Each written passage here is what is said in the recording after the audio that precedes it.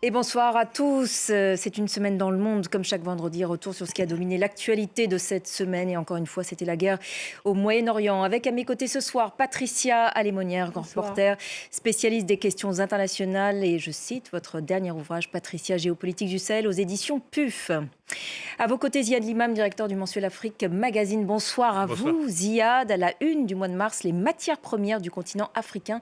Un mot là-dessus. Sont-elles incontournables ? L'Afrique est-elle incontournable parce qu'elle est quand même productrice d'un certain nombre du pétrole au cobalt, au manganèse, à toutes sortes de matières premières qui sont dans le circuit du développement et des nouvelles économies.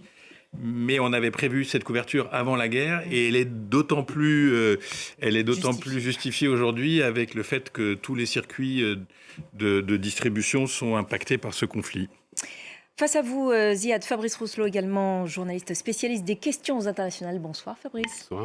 Et puis Laure Simoès, directrice éditoriale de Cartooning for Peace. Et puis on va évoquer là aussi votre dernier rapport de Cartooning sur les dessinateurs de presse menacés dans le monde. Oui, en deux mots, c'est un rapport que Cartooning for Peace et Cartoonist Rights en partenariat avec RSF, l'UNESCO, Freedom Cartoonist, plusieurs associations, on vient de publier, qui recense un petit peu les menaces dont les dessinateurs de presse sont victimes dans le monde entier, à partir des alertes que Cartooning a recensées sur les 2 dernières années, qui évidemment aussi met en avant une recherche de la censure en ligne dont sont victimes les dessinateurs de presse et qui fait un certain nombre de recommandations à des fins de plaidoyer, donc qui est téléchargeable sur notre site. Et à découvrir donc sur votre site. Merci Laure. Au sommaire donc ce soir de l'émission, exclusivement la guerre au Moyen-Orient, avec donc cette offensive israélo-américaine tout d'abord sur l'Iran qui se poursuit de manière intense, notamment sur Téhéran, des frappes qui ne semblent pas près de s'arrêter malgré des déclarations contradictoires de Donald Trump. De son côté, Mojtaba Khamenei, nouveau guide suprême, s'est exprimé pour la première fois mais par voie de communiqué et il appelle à la vengeance. Des frappes à l'origine de lourdes pertes donc pour le régime iranien et pour son arsenal balistique et nucléaire. La riposte iranienne se poursuit toutefois sur Israël, sur les monarchies du Golfe ou encore sur l'Irak où un soldat français a été tué la nuit dernière. Et puis les frappes israéliennes pendant ce temps se poursuivent aussi avec intensité sur le Liban qui replonge une nouvelle fois dans le chaos. Au moins 687 morts et 800 000 déplacés dans le pays. Emmanuel Macron envoie de l'aide humanitaire sur place. Voilà, l'offensive israélo-américaine sur l'Iran se poursuit donc. Des frappes de grande ampleur visant des responsables du régime iranien, mais aussi des infrastructures stratégiques, notamment pour le développement des capacités nucléaires du pays. Plus de 1200 morts depuis le début de ce conflit dans le pays et 3 millions de déplacés. Difficile de savoir combien de temps cette offensive va durer. Si Donald Trump déclare qu'il ne reste plus grand-chose à frapper en Iran, il affirme dans le même temps avoir l'intention de finir le job. Israël, de son côté, semble partisane d'une guerre beaucoup plus longue. Pendant ce temps, le régime s'inscrit dans la continuité avec la nomination du fils de feu Ali Khamenei, Mojtaba Khamenei, qui s'est donc exprimé pour la première fois par voie de communiqué. On va voir ce qu'il en dit, communiqué donc diffusé à la télévision iranienne. J'exprime ma sincère gratitude aux combattants du Front de la Résistance. Nous considérons les pays membres du Front de la Résistance comme nos plus proches alliés et la cause de la résistance est indissociable des valeurs de la République islamique. Sans aucun doute, la solidarité et la coopération entre les composantes de ce front raccourciront le chemin vers la victoire sur la sédition sioniste. Patricia, tout d'abord sur la nomination de Mojtaba Khamenei. Bon, ce n'était pas une grande surprise. Le régime s'inscrit en tout cas ainsi dans la continuité, même si il n'est toujours pas apparu publiquement. On le dit blessé, voire défiguré, selon l'armée américaine. On ne sait pas dans quel état il est, puisqu'effectivement, il devait être dans le rassemblement, en tout cas familial, qui a été touché le premier jour, où son père, sa mère, sa sœur, sa belle-sœur et son gendre, non, sa sœur et son beau-frère, ont été tués. Donc lui, probablement, c'est l'explication la plus plausible, a été blessé ou on ne sait pas, parce que vous savez, comme certains le disent et le font remarquer ces derniers jours, depuis ce communiqué lu, le chiisme iranien a l'imam caché. Donc il peut être l'imam caché, mort, qui n'est pas encore réapparu. Enfin, tout est je ne me moque pas du tout, mais enfin bon, tout est possible aujourd'hui. Notre correspondant nous disait qu'il serait susceptible de s'exprimer dans les prochains jours. Voilà, nous espérons, mais enfin bon, l'idée c'est que de toute façon, par cette nomination, effectivement, les passes d'Aran, parce que c'est quand même l'homme des passes d'Aran. C'est un homme qui les a connus, qui a fait la guerre à leur côté, même pas s'ils ne se battaient pas, qui a conseillé les plus durs du régime, qui était aux côtés de son père, qui a soutenu Ahmadinejad lorsqu'il a été élu une première fois, puis une seconde fois. C'est l'homme de la répression des émeutes de 2009. Donc c'est un dur. C'est un signal envoyé effectivement à l'Amérique de Donald Trump en disant nous ne sommes pas prêts de céder et nous continuons dans la même ligne. Et l'on voit bien avec ce message que vous avez cité aujourd'hui, nous continuons dans la même ligne en nous appuyant sur les fameux axes de la résistance qui ont d'ailleurs fait qu'aujourd'hui nous avons, l'armée française a un premier mort dans ce conflit. Alors on va revenir dans un deuxième temps sur la riposte iranienne. Tout d'abord, donc, pour se concentrer sur ces frappes américano-israéliennes sur l'Iran, Ziad, est-ce que cette guerre est partie pour durer? Parce qu'il y a eu quand même des déclarations très contradictoires de Donald Trump qui disait on a quasiment tout détruit, et puis après il dit mais bon, il faut quand même qu'on finisse le job, et puis on sent quand même cette pression d'Israël pour que ça se poursuive encore pendant des semaines. On n'a pas beaucoup de clés. C'est très embêtant parce qu'on n'a pas de clé d'interprétation. On écoute des gens. Alors, on a Pete Hegseth, qui est une espèce de cow-boy déchaîné, qui parle de tout ravager, qui croit à Trump et à Dieu. Il y a un président américain qui, depuis quelques jours, dit tout et son contraire, ce qui doit montrer quand même que... Moi, je me méfie toujours quand Trump fait trop son cinoche, ça veut dire qu'en fait, il teste des options, il voit comment ça réagit dans son genre à lui. Mais en gros, il pose toutes les options sur la table, il dit c'est fini, mais finalement, c'est pas fini, mais peut-être que c'est fini, etc. Et puis, il y a les facteurs qu'il ne maîtrise pas, c'est-à-dire, même si l'Iran est durablement et durement touché, décapité, appareils militaires esquintés, etc., ils envoient des missiles et ils envoient des drones et ils continuent, ils maintiennent une pression permanente et ils maintiennent cette pression permanente, d'autant plus qu'ils ont fait, un éclatement géographique du conflit. Et ça, je pense que les Américains, je l'ai dit, je crois, il y a 15 jours sur le plateau, je pense que les Américains n'étaient pas du tout dans la perspective d'un conflit complexe, régional, avec les pays du Golfe, qui sont leurs alliés, où ils ont des bases, avec la disruption des chaînes logistiques, etc. Et donc, ils n'ont pas les mêmes intérêts que les Israéliens, qui, eux, ont un intérêt qu'on peut qualifier, entre guillemets, d'existentiel. C'est-à-dire que la guerre, il faut qu'elle dure jusqu'à l'élimination ou à la dislocation de l'ennemi pour 15 ou 20 ans.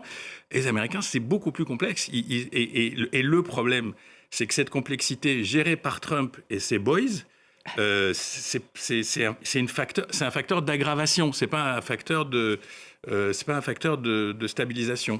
Les Américains disent, Fabrice, qu'ils ont mené 15 000 frappes. Bon, oui. Israël parle de 7 600 de son côté. Donald Trump dit qu'il ne reste plus rien des capacités de l'Iran. Bon, il l'avait déjà dit il y a quelques mois au sujet du nucléaire. Visiblement, ce n'était pas le cas. Est-ce qu'on en sait où s'en est de l'arsenal à la fois balistique et des installations nucléaires? Si on croit les Américains, eux disent que notamment l'arsenal balistique a été détruit à 90%, les drones à 95%. Mais moi, si j'ai un conseil à donner, c'est qu'il faut arrêter de commenter les commentaires de Donald Trump à la petite semaine, j'allais dire, parce qu'en fait, on est dans la contradiction. Et c'est invérifiable, mais on est dans la contradiction. Je vous rappelle que c'était, je crois, le 17 septembre, avec Gaza, il a annoncé qu'il était le premier président à instaurer la paix durable au Moyen-Orient depuis plus de 3000 ans. Donc voilà, tout ça pour dire que les commentaires qu'il fait, et notamment les commentaires qu'il fait dans les avions, etc., c'est vraiment du Donald Trump tout craché. Il a dit tout à l'heure qu'il arrêterait quand il sentirait tout ça dans sa peau, qu'il fallait arrêter, dans ses os. Voilà, donc c'est pas très sérieux. Ce qui était plus intéressant aujourd'hui, c'était justement la conférence de presse de Pete Hegseth qui était sur une ligne absolument à la fois messianique, idéologique, en appelant à Dieu, etc., mais qui disait quelque chose d'assez simple, qui disait en fait, nous, on veut tout détruire.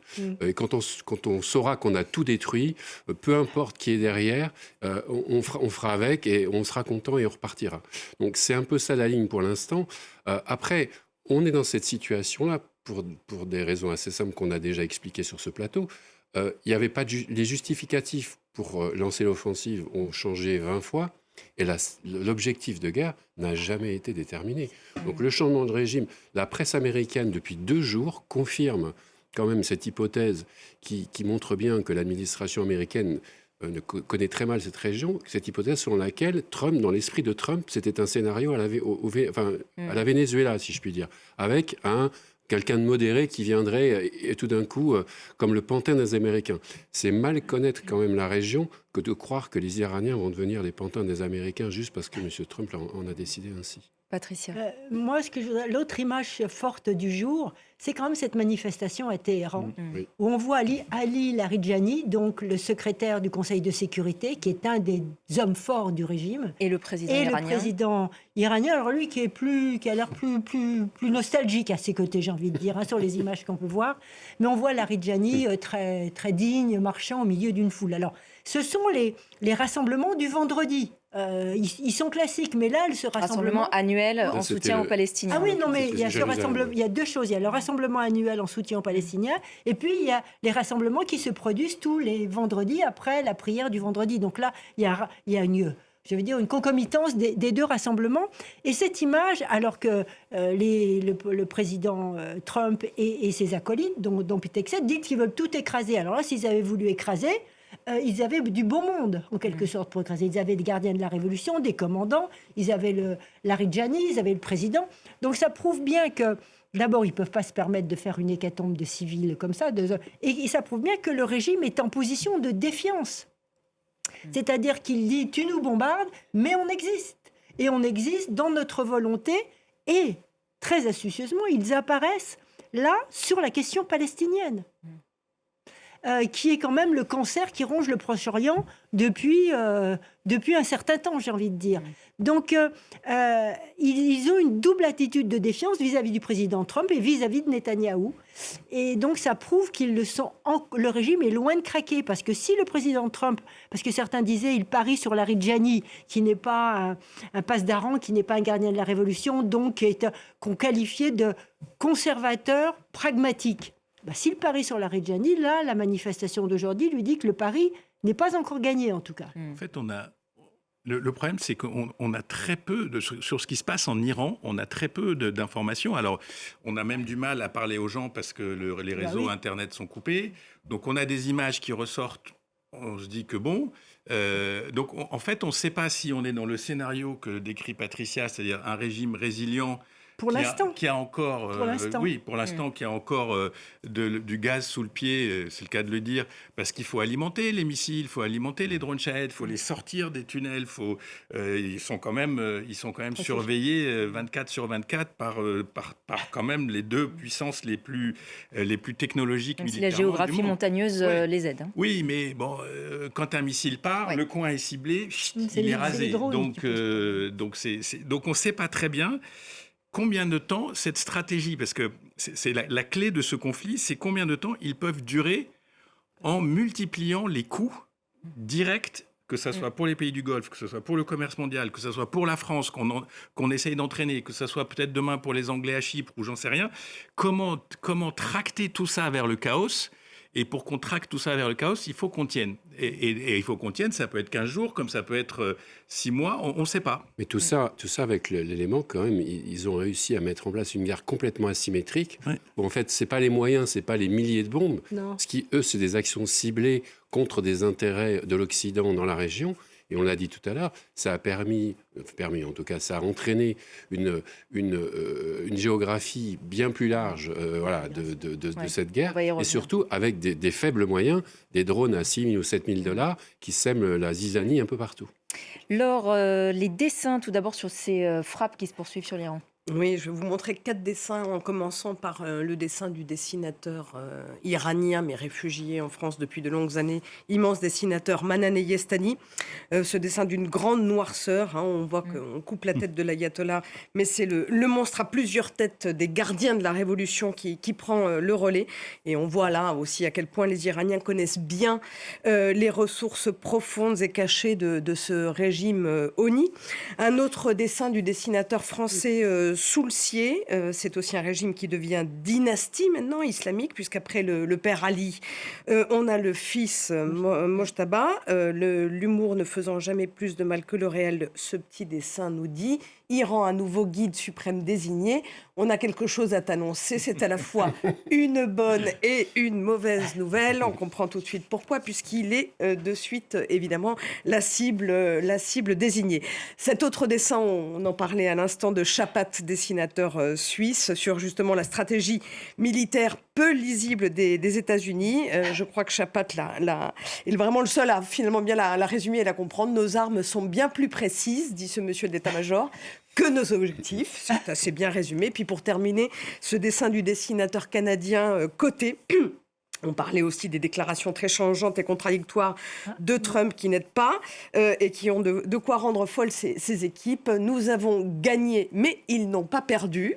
Voilà, pour le winner en permanence, il est obligé quand même de constater que le régime n'est pas à terre. Et puis on voit que ses acolytes ont de quoi s'arracher la casquette devant ces propos qui effectivement nous font parfois tourner la tête. Merci Laure, merci beaucoup pour ces premiers dessins. Et on en parlait donc il y a quelques instants, l'Iran largement affaibli par ses frappes conserve toutefois une réelle capacité de riposte sur Israël notamment, mais aussi sur les pays du Golfe, toujours pris pour cible, Émirats, Koweït, Arabie Saoudite, Qatar, mais aussi sur l'Irak où un soldat français a d'ailleurs été tué la nuit dernière. L'Iran qui menace d'une guerre d'usure qui pourrait détruire l'économie mondiale à terme, avec aussi ce blocage du détroit d'Ormuz et l'attaque de pétroliers dans la zone. On va écouter le porte-parole du ministre des Affaires étrangères du Qatar. Nous appelons la communauté internationale à mobiliser toutes ses capacités afin de faire cesser immédiatement les attaques visant notre souveraineté au Qatar comme dans l'ensemble de la région. Nous rejetons toute justification avancée par l'Iran pour expliquer ces frappes. Il s'agit là d'une atteinte à notre souveraineté, à notre population, à notre économie ainsi qu'à nos infrastructures, y compris les infrastructures vitales. De tels actes sont inacceptables et feront l'objet d'une réponse appropriée. Fabrice, les pays du Golfe donc, continuent d'être touchés, Qatar, Dubaï, Koweït, Arabie Saoudite, des attaques aussi sur les usines de dessalement. Oui. Ça, c'est un énorme problème pour ces pays. L'eau est un enjeu absolument vital dans la région. Il est vrai que je crois que c'est plus de 70% de l'eau de cette région qui en fait vient des usines de dessalement, mais quelquefois jusqu'à 80% dans certains pays. Et c'est énorme. C'est-à-dire qu'à partir du moment où les usines de dessalement sont des cibles, il y a une alimentation en eau qui va être coupée. Et là, ça va être évidemment un vrai problème. Ce qui est inédit, c'est justement que ces monarchies-là du Golfe soient visées directement et elles se trouvent d'une certaine manière complètement dans l'inconnu face à ce qui va se passer. Elles ne ripostent pas. Voilà, elles ne ripostent pas parce que elles n'ont pas d'une part pas intérêt à riposter. Elles veulent calmer la situation. Alors, il y a le problème, évidemment, du pétrole, puisque c'est l'un des enjeux, et du détroit d'Ormuz, on en reparlera certainement. Mais il y a aussi le problème de l'image de ces régions-là. Dubaï, par exemple, a interdit toute publication qui montrerait des dégâts des missiles, des choses comme ça. Vous encourez une peine de prison de 2 ans et une amende de 50 000 € si vous publiez des choses sur les réseaux sociaux qui montrent une dégradation de Dubaï et de l'image de Dubaï, puisqu'on sait aussi que c'est du tourisme, c'est un endroit où la finance mondiale... Donc on est quand même... Et c'est ça, d'une certaine manière, que les Américains n'ont pas vu venir, c'est cette capacité de l'Iran à aller taper là où ça fait mal, mais encore une fois, avec des actions précises, avec pas forcément beaucoup de moyens, mais à déstabiliser une région, à la fois une région d'un point de vue géopolitique, d'un point de vue commercial, d'un point de vue économique, et puis aussi, c'est une menace néanmoins que ces monarchies-là ne connaissaient pas, une menace directe de missiles ou de drones. On n'a pas vu ça par le passé. Non, allez-y, Ziad. Non, parce qu'il y a deux choses quand même. Ces monarchies, elles étaient parties sur l'idée qu'il y avait un équilibre possible entre l'Iran, qui est leur voisin éternel, et ceux qui sont allés là-bas, c'est beaucoup d'entre nous, c'est 100 km. C'est un bras c'est le détroit, c'est 100 km. Les missiles, on a vu, ils arrivent tout de suite. Et deux, de se protéger avec les bases américaines. Et donc, il y a des bases américaines absolument partout. Aux Émirats, en Arabie Saoudite, à Bahreïn, au Qatar. Une des plus grandes bases américaines est au Qatar. Donc, ils se sont dit, on peut passer à travers les gouttes. Et en fait, c'est ce truc-là qui a explosé. Et ce qui est très intéressant, vous l'avez dit un peu tous les deux, mais c'est qu'ils ne répliquent pas. C'est-à-dire, c'est des gens qui ont des centaines de F-35, qui ont je ne sais quoi, et qui ils font des discours très, ça se passera pas comme ça, voilà, mais ça se passe comme ça. Les Dubaïotes ne gèlent pas les avoirs iraniens qui sont à Dubaï.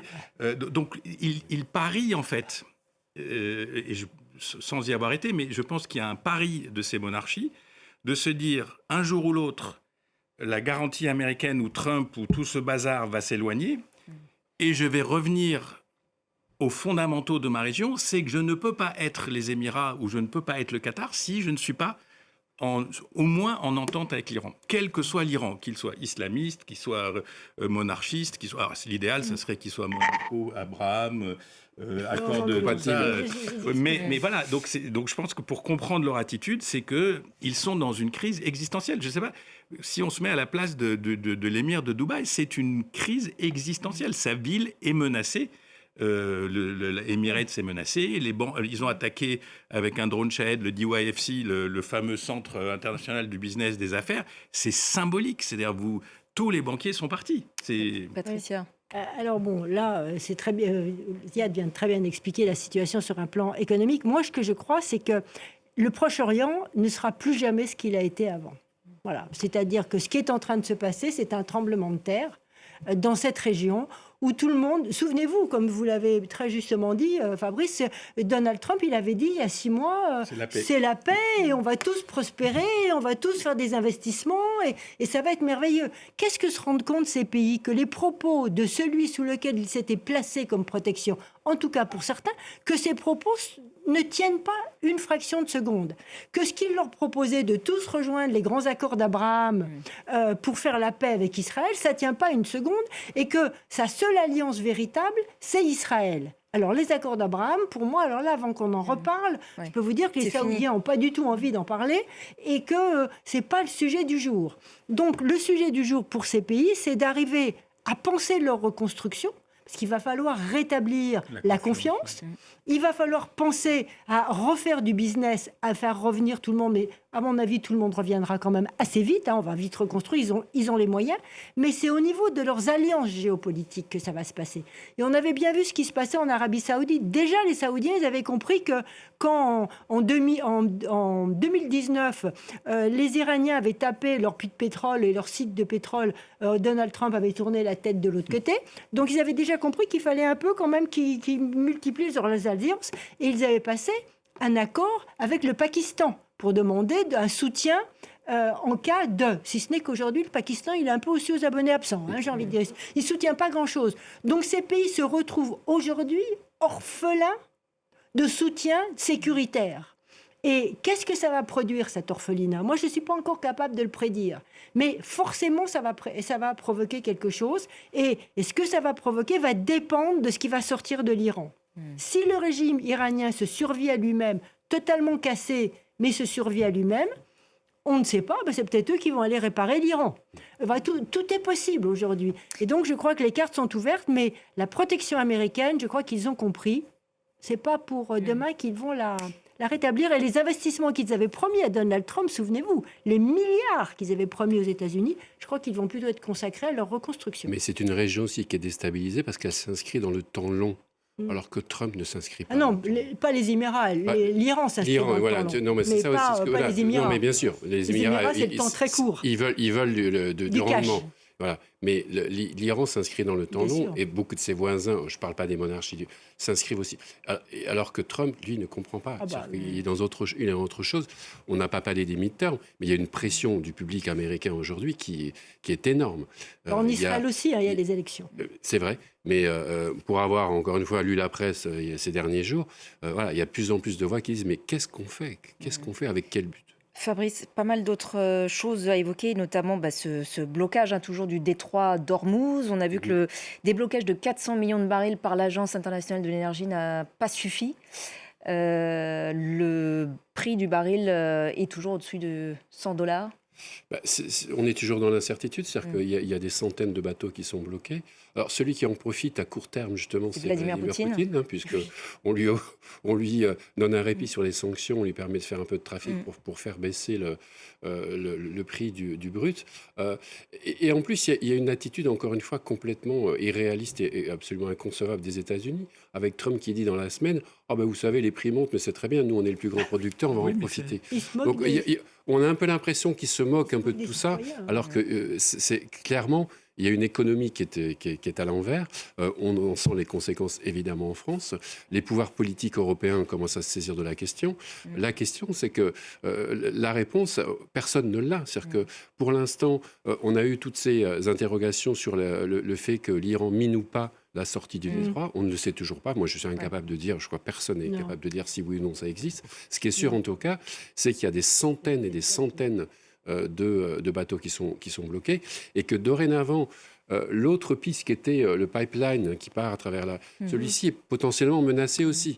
Donc il y a quand même, encore une fois, on a un régime qui, même s'il est complètement assiégé, a ce pouvoir-là de pouvoir geler toute une exploitation pétrolière qui met la planète à feu et à sang. Et qu'en est-il de l'Afrique, d'ailleurs? Quelles conséquences est-ce que ce manque de livraison des hydrocarbures a sur les pays africains? En fait, les gens sont focalisés sur les hydrocarbures, ce qui est très bien, mais il y a les engrais, il y a les hydrocarbures, il y a le plastique, il y a la chimie, il y a l'aluminium. Les pays du Golfe, malgré tout, depuis 20 ou 30 ans, se sont énormément diversifiés et ils se sont totalement inscrits dans les chaînes de valeur globale. Et donc, c'est toutes les chaînes de valeur globale qui sont perturbées. Le prix des voitures va augmenter. Parce que le plastique, parce que je sais pas quoi, parce que ça. Alors, sur l'Afrique, c'est très clair, il va y avoir un choc inflationniste qui est lié au pétrole. Après, il y a des pays pétroliers qui, eux, vont avoir un bonus cash impressionnant. Il va y avoir la question dont on ne parle pas beaucoup, et Patricia l'a soufflé dans le micro, c'est la question des engrais et la question de l'urée, parce que une grande partie des engrais sont produits avec de l'énergie. Et ça, donc, ça veut dire que ça va exploser. Mais il y a aussi au Maroc un des leaders mondiaux qui s'appelle l'OCP, qui fait excusez-moi, c'est un peu technique, qui fait des engrais phosphatés et qui a besoin de beaucoup moins d'énergie. Et eux vont aussi avoir un rôle presque stratégique en Afrique en disant qu'ils sont des fournisseurs de dernier ressort. Ce qui est sûr, c'est que tous ces pays sont très fragiles. Ceux qui ont du pétrole, ceux qui n'en ont pas, ils sont très fragiles sur le plan financier, ils sont très fragiles face à l'inflation. L'inflation, ça touche qui en Afrique? Ça ne touche pas les élites, ça ne touche pas les grands patrons des villes, ça va toucher tout le petit peuple africain qui est 99% de l'Afrique. Et ça, quand le prix d'une denrée alimentaire augmente de 10% ou de 15%, c'est le début de la crise sociale. Donc c'est là que c'est dangereux. Et comme souvent, et je m'arrête... Vous posez la question, mais vous êtes un des rares à la poser. C'est-à-dire que c'est pas du tout dans le radar stratégique. Ah putain, merde, l'Afrique, faut qu'on s'en occupe. Mais attends, l'Iran, Hormuz, donc bon. On sait que c'est important pour nos téléspectateurs. Oui, non, mais c'est pour ça que je dis, c'est pas on n'est pas encore arrivé au stade où les Européens vont se dire, ah mais tiens, nos voisins immédiats, il va falloir qu'on pense à quelque chose de macro pour les aider à surmonter cette crise. Et encore une fois, si ça dure 10 jours, 12 jours, qu'on s'arrête, que ça s'apaise, que les prix commencent à baisser, c'est une chose. Si ça dure jusqu'au mois de septembre, là, on est dans quelque chose de systémique. Un dernier mot, Patricia, après on passe au... Très rapidement sur l'Afrique. Le grand gagnant dans cette histoire, c'est la Chine. Parce que la Chine, elle est contre cette guerre. Elle va pouvoir exporter, elle va faire des bons prix même, j'en suis persuadée, parce que elle a les moyens de faire des ristournes. Et elle dit surtout qu'elle respecte le droit international. Elle est complètement opposée à cette guerre. Donc c'est tout bénef pour la Chine, et la Chine en Afrique en particulier. Après les véhicules électriques, elle a ouvert un débat qu'on pourrait avoir un jour sur le plateau. Thermiques. La Chine revient aux véhicules thermiques. Laure, les dessins donc, sur cette riposte iranienne tous azimuts et ce blocage du détroit d'Ormuz avec ses conséquences en cascade. Oui, 3 dessins. Un dessin qui nous vient justement de l'Afrique, de Tanzanie, du dessinateur Mehdi, qui a évidemment un avis sur la question et qui montre que l'Iran, bien que affaibli et isolé, riposte tous azimuts. Et c'est peut-être ça l'image des accords d'Abraham aujourd'hui. C'est l'Arabie saoudite qui fait bouclier, des Américains qui fait lui-même. C'est peut-être devenu ça aujourd'hui. Cet autre dessin d'Osama Hajjaj, dessinateur jordanien. Alors, on ne peut plus parler du détroit d'Ormuz. Hein, c'est l'œil du cyclone d'Ormuz. Et donc, le risque du choc économique et pétrolier mondial. Vous aurez évidemment reconnu tous les acteurs et puis toute la panique qu'il y a autour entre les cargos et tous ces éléments, la bourse qui panique. Et puis pour terminer, dessinateur danois Niels Bo Bojesen qui a essayé d'imaginer ce qui pouvait éventuellement freiner cette guerre. Donc la hausse du prix du pétrole est telle que peut-être qu'en fait, ce qui va freiner Trump, c'est la pompe à essence. Et en tout cas, ce ne sera pas à Trump qu'il faudra donner le prix Nobel dans ce cas. Donc, est-ce que c'est ça qui va freiner les élans des uns et des autres et qui va calmer le jeu? L'avenir nous le dira. Un prix Nobel de la guerre, peut-être. Peut-être, il faudra le créer. Merci beaucoup, Laure. Et puis, l'histoire se répète, on le disait, au Liban, qui chaque jour s'enfonce un peu plus dans le chaos. Aux tirs du Hezbollah sur Israël ont répondu donc des frappes israéliennes massives qui se poursuivent sur le sud du pays, le sud de Beyrouth, et même cette semaine sur le cœur de la capitale, et notamment le front de mer. L'armée israélienne divisait des membres ou des infrastructures du Hezbollah. Au moins 687 morts pour l'heure et 800 000 déplacés dans le pays selon les autorités libanaises. Emmanuel Macron demande au Hezbollah de mettre fin à ses attaques sur Israël et à Israël de renoncer à une offensive terrestre au Liban. L'aide humanitaire française, elle, arrive sur place. On va écouter Emmanuel Macron.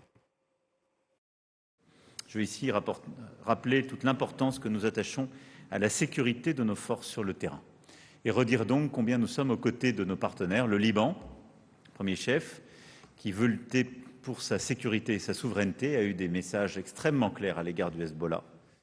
Ziad, on le dit souvent sur le Liban, mais c'est encore le cas. Le pays est véritablement pris en otage. Le pays dans cette est pris situation. en otage et là, encore une fois, on a été pris... D'abord, il y a une tragédie humaine parce qu'on redéplace 700 000 personnes. 800 000. 800 000, on bombarde la banlieue sud de manière massive, en menaçant d'une guerre à la Gaza. On fait circuler les... Khan Younes, c'était ce que Bezalel Smotrich avait dit qu'il Et puis, ferait. on commence à taper aussi pour faire pression sur la partie de Beyrouth qui était soi-disant hors combat, hors limite. Donc, un missile qui est tombé sur une université, qui est tombé sur la Corniche hier soir, où il y a eu, je crois, une dizaine de morts. Donc, le message, la pression, c'est... je vous oblige à aller signer en bas de la feuille la solution du problème Hezbollah. Mais, première surprise, le Hezbollah qu'on croyait totalement décimé, démantelé, enfin pas désarmé, mais en tous les cas, plus de roquettes, depuis qu'ils sont rentrés de nouveau... D'abord, on ne pensait pas qu'ils rentreraient dans la guerre, donc ils rentrent dans la guerre. Ensuite, ils ont les moyens de maintenir une pression sur le nord d'Israël malgré tout. Et même sur le centre du pays. Et sur le centre du pays. Donc là aussi, encore une fois, un calcul d'état-major qui s'avère inefficace. Et donc on est revenu à la théorie habituelle. On va leur casser la figure jusqu'à ce qu'il se passe quelque chose. Mais il ne peut rien se passer parce que l'État libanais, et on le sait, on l'a dit 50 000 fois, l'État libanais n'est pas en mesure de désarmer le Hezbollah. Mais ils avaient quand même commencé à le faire. Oui, mais vous avez entendu l'information selon laquelle les États-Unis ont demandé la tête du chef d'état-major parce qu'il ne mettait pas assez d'entrain. Mais le chef d'état-major libanais... on leur donne pas les moyens aussi. Non, mais c'est pas ça aussi. C'est que le chef d'état-major, il sait qu'il est à deux doigts de la guerre civile aussi. Et qu'une guerre interne au Liban n'est pas non plus... Dans le climat de folie dans lequel on est, c'est pas non plus complètement exclu. Donc voilà. Et encore une fois, moi, ce qui me frappe, c'est la tragédie humaine dans ce pays. C'est-à-dire qu'on parle de 700 morts. C'est-à-dire ça devient... c'est des chiffres qui deviennent d'une... Voilà, on bombarde toute la banlieue sud, la nuit, on fait tout péter. Je trouve que c'est incroyable. La France, Fabrice, on le sait, un grand ami du Liban appelle à préserver sa souveraineté, c'est raté.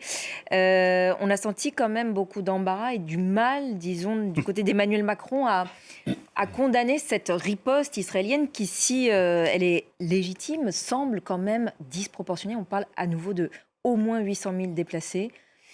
Et ça risque d'empirer, puisqu'en fait, les dernières nouvelles, il y a une heure, le FT annonçait que Trump aurait donné son accord à une offensive terrestre jusqu'au Litanie. Donc, et on reverrait les troupes israéliennes débarquer dans le sud du Liban et monter jusqu'à ce fleuve. Et vous savez que c'est la limite en fait des roquettes. Et donc, c'est pour ça qu'ils montent jusque-là. Et donc, si c'est le cas, ça risque en effet de s'empirer. La difficulté d'Emmanuel Macron, elle est sur cette posture qui est la sienne et qu'on comprend très bien, qui est dire voilà, on reste sur la défensive. On a ce soldat qui est mort la nuit dernière et cet après-midi, il a de nouveau réaffirmé cette posture défensive. La difficulté, c'est que même si la France ne prend pas l'Iran pour cible, bien, désormais les proxys de l'Iran peuvent prendre, ou en tout cas ont pris la France pour cible. Et donc, on est face à cette difficulté. Et on l'est également au Liban. C'est-à-dire qu'au Liban, les quelques tentatives qui ont eu lieu d'aller justement désarmer le Hezbollah, ça a été très compliqué. Et aujourd'hui, le Hezbollah, c'est fini. Ils vont plus, et plus personne ne va être désarmé. Et si on parle d'offensive terrestre, vu les terrains qu'on connaît du sud du Liban, ça va être quand même très, très compliqué. C'est-à-dire que si on est dans des combats au corps à corps, dans des maisons qui sont désaffectées, où il n'y a pratiquement plus de population déjà, c'est quelque chose qui peut durer des semaines et qui ne bénéficiera certainement pas à Israël, en tout cas sur le long terme, et qui va mettre dans l'embarras encore un peu plus Emmanuel Macron. Patricia, on a vraiment le sentiment que le Liban, qui arrive même pas, disons, à se remettre de la dernière guerre, est repercuté à nouveau et que c'est un peu l'éternel scénario. Les Libanais vous diront que c'est une guerre qui n'en finit pas, qui est interminable. Et quand il n'y a pas la guerre, il y a le port de Beyrouth qui explose. Ouais. Donc, effectivement, c'est une tragédie. Le problème qui se pose aujourd'hui, outre le fait qu'Israël veut en finir avec le Hezbollah ou avec les Pasdaran, enfin les gardiens de la Révolution, parce qu'il faut bien se dire qu'aujourd'hui, qui gouverne le bras armé du Hezbollah, c'est plus les chefs Hezbollah libanais, c'est les gardiens de la révolution iranienne. À preuve, quand Israël tire des missiles dans des bâtiments et des appartements au 4e, 5e étage des immeubles, c'est pour aller tuer des gardiens de la révolution qui sont là aux commandes. Donc, ce qui peut et le risque aujourd'hui, si cette guerre doit se poursuivre, c'est d'avoir un risque communautaire. Parce que dans les quartiers, les gens maintenant ils font la chasse un peu aux chiites parce qu'ils ont peur que le chiite en question soit notamment les déplacés chiites du sud qui se déplacent et qui essayent de trouver... On refuse dans certains villages pour ne pas aussi que les villages soient ciblés. Oui, parce que dans la guerre des 12 jours, il y avait eu une solidarité. Et puis même avant, pendant la guerre, jusqu'au cessez-le-feu de novembre 2024, il y avait une vraie solidarité. Et tous qui connaissons des Libanais ont tous connu des gens, enfin moi, qui avaient hébergé, qui avaient loué leur maison. J'ai un cas très précis. Il loue sa maison, il est chrétien, il loue sa maison à quelqu'un qui dit je suis plus... Enfin, à quelqu'un de confiance. Finalement, 4-5 jours plus tard, sa maison est pulvérisée. Et il voit le monsieur, il y a des morts, mais pas celui qui l'avait... Il avait loué à quelqu'un d'autre. Il avait sous-loué. Et finalement, le Hezbollah a tout un système de sous-location. Et donc maintenant... les chrétiens et les autres qui sont dans les zones ou qui ne sont pas bombardés ne veulent plus louer. Donc il y a une espèce de chasse et de méfiance qui s'instaure, alors que, souvenez-vous, 2019, c'était tous les jeunes, les sunnites, etc., et les jeunes chiites qui descendaient dans la rue pour dénoncer ce régime corrompu et qui voulaient vivre fraternellement entre eux. Après, il y a une partie des Libanais, quand même, encore aujourd'hui, qui refusent justement ces fractures. Mais bien sûr qu'il y a une partie des... Ils se souviennent tous de la terrible guerre civile qui a existé dans le Liban. Donc, ils connaissent, mais... Le risque, je dis, c'est le risque. Je ne dis pas que ça arrive. Je dis que le risque aujourd'hui, si cette guerre devait se poursuivre, c'est un risque de fracture entre communautés. Mais pour l'instant, on n'en est pas là. Ziad, dernière question. Ça recoupe tout ce qu'on est en train de dire, mais le sentiment change véritablement au Liban vis-à-vis du Hezbollah en ce moment? Non, c'est-à-dire que il y a eu clairement probablement des gens qui se sont dit, à un moment, il y a 1 an, il y a 2 ans, il y a 3 ans, les Israéliens font le sale boulot, tant mieux. Et voilà. Mais c'est aussi, comme l'a dit Patricia, c'est-à-dire que la scène politique et identitaire du Liban, c'est pas simplement des chrétiens contre des chiites, contre des Hezbollah. Il y a des chrétiens qui ont des alliances avec les chiites. Et il y a des sunnites. Tout ça est très, très mélangé. Mais ce qui est sûr, et ce qu'on ressent, nous, quand on appelle les gens, ou quand on lit la presse, ou quand on entend ce que disent les reporters, c'est une très grande tristesse et une très grande lassitude des gens. C'est-à-dire que les gens sont prêts à monter dans le premier avion et se dire « mes enfants ne grandiront pas dans ce pays, c'est pas possible, il faut que je mette mes enfants ailleurs ». Et ce qui avait tenu le Liban pendant très longtemps, qui était, même aux pires heures de la guerre, avec toutes les diasporas, la guerre civile, il y avait un lien très fort. Et ce lien, on le sent dans les diasporas. Par exemple, quand je suis en Afrique, les diasporas sont très attachés au Liban. Mais ceux qui vivent la guerre tous les jours chez eux au Liban, on sent que... il y a besoin de trouver un avenir, et que cet avenir, c'est peut-être pas là où ils sont. Allez, Laure, les dessins concernant le Liban. Oui, mais pour terminer, un dessin de Fad Bahadi, dessinateur syrien, qui montre ce Liban qui est, donc on l'a si bien dit déjà, la sempiternelle victime collatérale de cette guerre contagieuse. Vous voyez, au même moment que le Hezbollah tire, les 800 000 déplacés qui sortent de ce drapeau. Un autre dessin du dessinateur français Rodos, justement sur la position de la France dans cette séquence et dans cette nouvelle guerre au Moyen-Orient. Voilà, c'est avec non sans sympa. Ironie, Macron en mission pour ouvrir les détroits d'Ormuz, ça va chier. Bon, c'était la petite pirouette de fin pour apporter un petit peu d'humour, mais enfin, ça dit quand même aussi à quel point, pour certains, la France maintenant ne pèse plus très très lourd dans la gravité, face à la gravité de ce conflit. Et puis, si on dézoome un petit peu et qu'on interroge l'Europe, pour terminer, ce dessin de CAC pour l'opinion, qui se passe aussi de commentaires et qui est très, très bien vu. Trump qui dit, vous reconnaissez Trump, vous reconnaissez derrière Macron, le chancelier, et puis Keir Starmer, il y en a pour 4 à 5 semaines. Et puis on voit à côté Poutine calciné qui dit, on dit ça au début. Donc même si effectivement, pour l'instant, il sort gagnant de l'affaire avec le pétrole, si ça dure, comme ça peut durer, ça peut se terminer comme ça. Merci beaucoup Laure, merci à tous les dessinateurs aussi qui ont participé à cette émission ce soir. Merci Fabrice, Patricia Ziad pour vos éclairages toujours aussi précieux. C'est la fin de cette émission à retrouver sur notre site et nos réseaux sociaux. Restez avec nous, prochain point sur l'actualité dans quelques minutes.